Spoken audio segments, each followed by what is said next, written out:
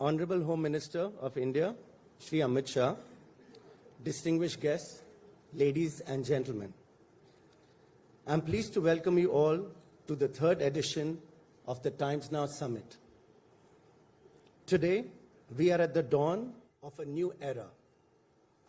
From underdeveloped to developing to emerging, India has had many tags attached to it through the decades. But as the G20 summit in Bali so clearly established, India's moment on the world stage has truly arrived. When our respected Prime Minister, Shri Narendra Modi, met with Russia's President Putin in September, he told him, "The era of war is over. Let's talk peace." In the days that followed, his words resonated through the global leadership. His pivotal role was publicly acknowledged by a majority of UN Security Council's permanent members. And now they have been adopted by consensus in the Bali Declaration. In a fractured world, he has emerged as a statesman who has the ears of both Washington, D.C. and Moscow. As India takes over the G20 presidency, we are confident our Honorable Prime Minister will deliver on his promise that it will be inclusive, ambitious, and will work as a catalyst of global change. Even as India takes center stage politically and diplomatically, it has been racing up the economic pecking order too. In a karmic twist, it recently overtook the United Kingdom, its former colonial ruler, to become the world's fifth largest economy.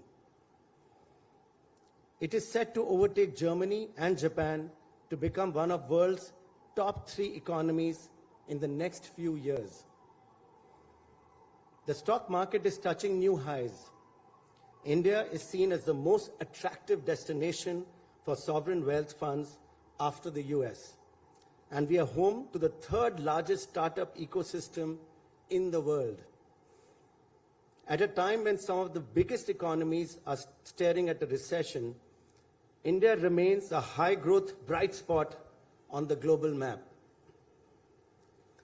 But the most important aspect of the rise of a new India is that it's being driven not just by the mind, but equally by the heart, by Hriday.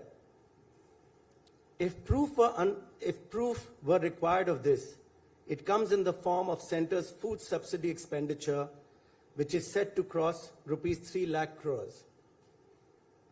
That's primarily because of the free food grain scheme under the PM Garib Kalyan Ann Yojana.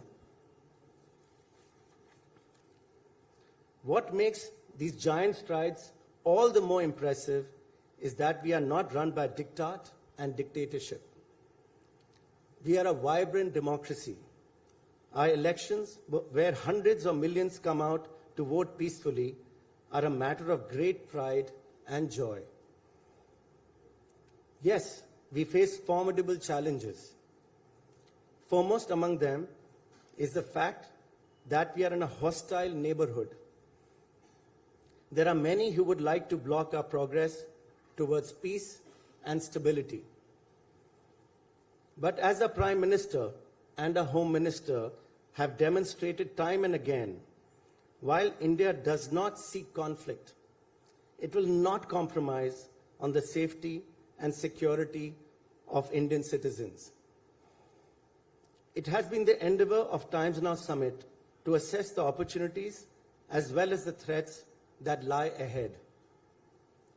We are extremely grateful for the consistent support we have received from the national leadership. Our Prime Minister flagged off the first edition of the summit in 2019. And I want to express my deepest gratitude to our Home Minister for his unstinting encouragement through the years. He unveiled the new agenda for India at the second edition in 2021, when he also inaugurated our Hindi news channel Times Now Bharat, which has grown to become a significant voice in the news space in a short span. This year, as the Times Now Summit strives to attain even greater stature, Shri Amit Shah has once again honored us with his presence. May I now request the Vice Chairman and Managing Director of the Times Group, Mr. Smriti Jain, to kindly escort the Honorable Home Minister of India to the stage. Ladies and gentlemen, please put your hands together for a big round of applause.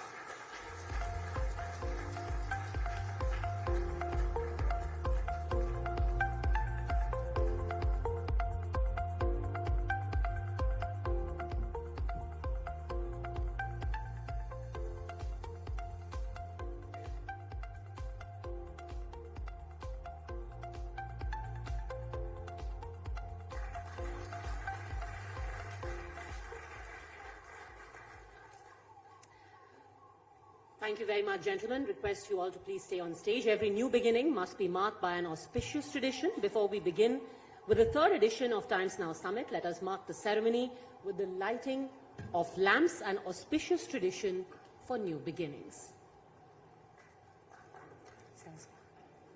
We would like to invite the Honourable Union Minister for Home Affairs, Shri Amit Shah, to light the ceremonial lamp.